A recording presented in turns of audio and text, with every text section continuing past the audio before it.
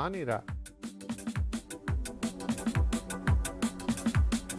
नमस्कार, कंज्यूमर अड्डा में आपका स्वागत है। आपके साथ मैं हूं विपिन भट्ट और आज अच्छी खबर लेकर आए हैं आपके लिए। हम कह रहे हैं कि अगले साल सैलरी कमाल। जी हां, नौकरी करने वालों के लिए अच्छे दिन आने वाले हैं। क्या वाकई में? जी हां, अगर एऑन के ताजा सर्वे की माने तो अगले साल मतलब 2021 में सैलरी बढ़ने वाली है। 2021 में 87% कंपनियां सैलरी को बढ़ाएंगी, जिसका औसत होगा करीब 7% के आसपास, 7%।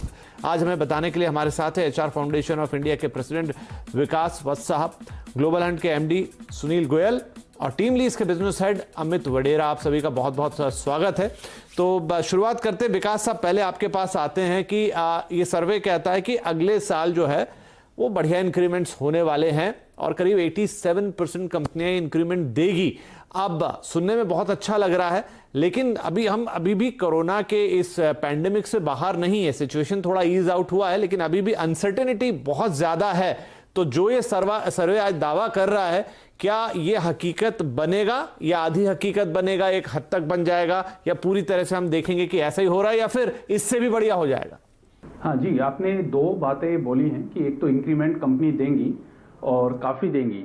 एक बात और नोट करने वाली है कि इस साल जो हम 7.1 की बात कर रहे हैं, इससे पिछले साल जो इंक्रीमेंट दिया गया था वो लगभग 23 सालों का मिनिमम था, तो वो एक ड्यू भी था। पर हाँ, अच्छी बात है कि कोरोना को बहाना ना बनाकर इंक्रीमेंट दिया जा रहा है, तो ये बहुत अच्छी बात है। और पर हाँ, सभी कंपनियां नहीं दे पाएंगी क्योंकि कोरोना ने एक डिवाइड क्रिएट कर दिया है। यदि हम 2019 की बात करें तो वो सेक्टर जो सबसे ज़्यादा इंक्रीमेंट दे रहे थे और जो सबसे कम दे रहे थे, उनके बीच का जो डिफरेंस था वो 2.4% था। पर इस साल जो पता लग रहा है कि वो डिफरेंस बढ़कर 7.2% यानी लगभग 3 गुना हो जाएगा। तो वेरिएंस बढ़ गया है, डेविएंस बढ़ गया है। जो सेक्टर अच्छा कर रहे हैं कोरोना में वो ज़्यादा दे पाएंगे, जैसे फार्मा, आईटी, शायद बैंकिंग, आईटीईएस, ये लोग ज़्यादा इंक्रीमेंट दे पाएंगे। पर जो सेक्टर सबसे ज़्यादा हिट हुए हैं, जैसे इंफ्रा, हॉस्पिटैलिटी, ट्रैवल, टूर, ये लोग नहीं कर पाएंगे। एक डिवाइड क्रिएट हो गया है। इंक्रीमेंट हो रहा है, पर यह खबर अच्छी भी है, पर शायद सबके लिए नहीं। कह रहे हैं और ये सेक्टर स्पेसिफिक तो रहने ही वाला है, लेकिन क्या किसी सेक्टर की तबीयत या किस्मत बेहतर होगी, ये भी देखेंगे। सुनील साहब, एक फैक्टर यहां पर और है कि अगर हम इस साल की बात करें, 2020 की बात करें, तो यही सर्वे हमें बताता है कि 2020 में भी 71% कंपनियों ने सैलरी बढ़ाई है। औसत थोड़ा कम हो सकता है, लेकिन एक बज़ अगर जो देखते हैं या बाजार में चर्चा जो सुनते हैं, उससे तो ऐसा लग रहा है कि हालात बहुत बुरे हैं। लेकिन अगर 71% कंपनियां सैलरी हाइक दे रही है तो उतना खराब नहीं है फिर ये मामला पूरा। जी बिल्कुल, सबसे अच्छा क्या हुआ है कि जैसा बोलते हैं, necessity is the mother of invention. IT companies और क्लाइंट्स दोनों ने यह सीख लिया है कि फेस टू फेस सामने बैठे बिना भी बड़े बड़े डील क्लोज किए जा सकते हैं।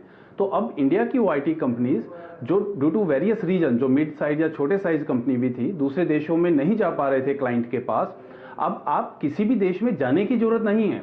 अब आप यहीं बैठकर कहीं पर भी डील क्लोज कर सकते हैं। दैट इज ए पॉसिबिलिटी, जो कि अभी तक ऐसा नहीं लगता था। लगता था कि अगर मिलियन बिलियन डॉलर डील हैं तो आपको फेस टू फेस मिलना ही है। तो एक नया चीज जो सबने, इंडस्ट्री ने सीख लिया है, आईटी भी और बाकी इंडस्ट्रीज ने भी, इसका बहुत बड़ा फायदा इंडस्ट्री को होने वाला है, स्पेशली आईटी इंडस्ट्री को, क्योंकि यह भी समझ में आ गया है कि रोबोटिक्स और ऑटोमेशन ऐसी किसी परिस्थिति में वही जान बचा सकते हैं, वही कंपनी को बचा सकते हैं। बहुत से नए सॉफ्टवेयर जो इंडियन कंपनीज के थे, स्पेशली एम्प्लॉइज से रिलेटेड, वर्क फ्रॉम होम से रिलेटेड, अटेंडेंस सिस्टम से रिलेटेड, और बाहर के देशों में भी अब इंडियन कंपनीज ग्लोबल होने लगे हैं। जो पहले इंडिया में भी नहीं काम कर पा रहे थे, अब ग्लोबल होने लगे हैं।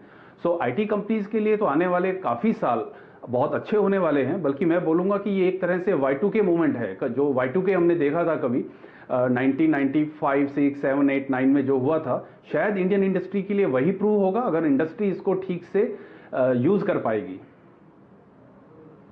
तो यहां पर सुनील जी, चलिए इन कंपनियों के लिए तो अच्छा रहने वाला है, लेकिन अब इंपॉर्टेंट है कि जो सेक्टर हिट हुए, आपने हॉस्पिटैलिटी की बात की, उसमें एविएशन भी आ जाता है, होटल बिजनेस और तमाम तरीके के बिजनेस आ जाते हैं। लेकिन अब तो हम देख रहे हैं कि हालात पहले से बेहतर हुए हैं, कामकाज शुरू हो चुका है। एविएशन सेक्टर में भी पूरे हद तक नहीं, लेकिन एक हद तक तो बिजनेस बन पड़ा है। उसी तरह होटल और इन चीजों की भी अब चीजें धीरे धीरे पटरी पर आ रही हैं। लेकिन क्या आपको लगता है कि नेक्स्ट ईयर आते आते भी इनको सेटल होने में बहुत वक्त लगेगा? ये तब तक ये बिजनेसेस इंक्रीमेंट देने के मोड में नहीं आ पाएंगे, तब तक शायद सैलरीज दे पाएं, लेकिन इंक्रीमेंट की बात इन तरह के सेक्टर्स में तब भी दूर रहेगी, या फिर नहीं उम्मीद करनी चाहिए कि हो सकता है कि इतनी तेजी से सब कुछ बदले कि इंक्रीमेंट के भी मौके बन जाए?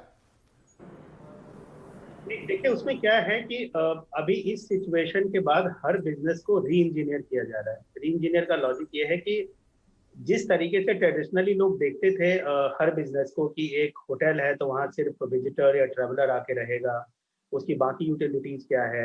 एविएशन का सेक्टर्स है तो उसमें सिर्फ बिजनेस ट्रैवलर है या लग्जरी ट्रैवलर्स है। तो हर बिजनेस को री इंजीनियर किया जा रहा है कि वहाँ पे कितना लॉजिस्टिक सप्लाई चेन के लिए इनको यूज किया जा सकता है।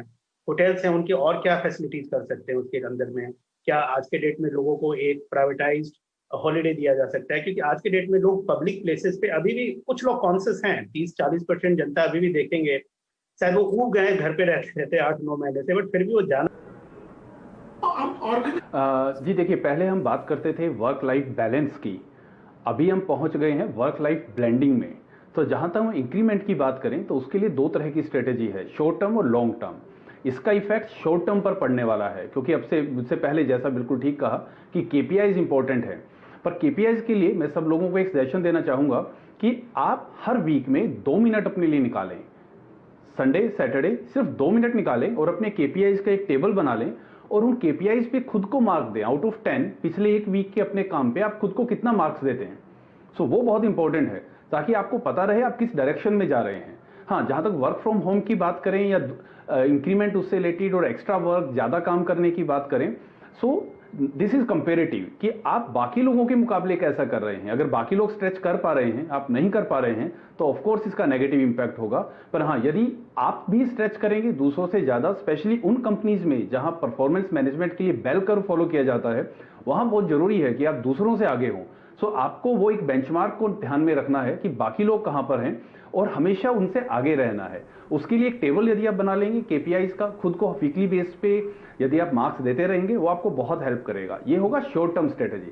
पर अभी हम इंक्रीमेंट या सैलरी की बात कर रहे हैं। यदि हम लॉन्ग टर्म या करियर की बात करें तो उसके लिए ये भी बहुत जरूरी है कि आप एक लॉन्ग टर्म स्ट्रेटेजी अपनाएं, क्योंकि अभी हम वूका वर्ल्ड में हैं और वूका वर्ल्ड में स्किल्स की और टैलेंट की शेल्फ लाइफ बहुत कम हो गई है। जिन स्किल्स की आज जरूरत है, जरूरी नहीं कि 2, 4, 5 साल बाद उनकी जरूरत हो।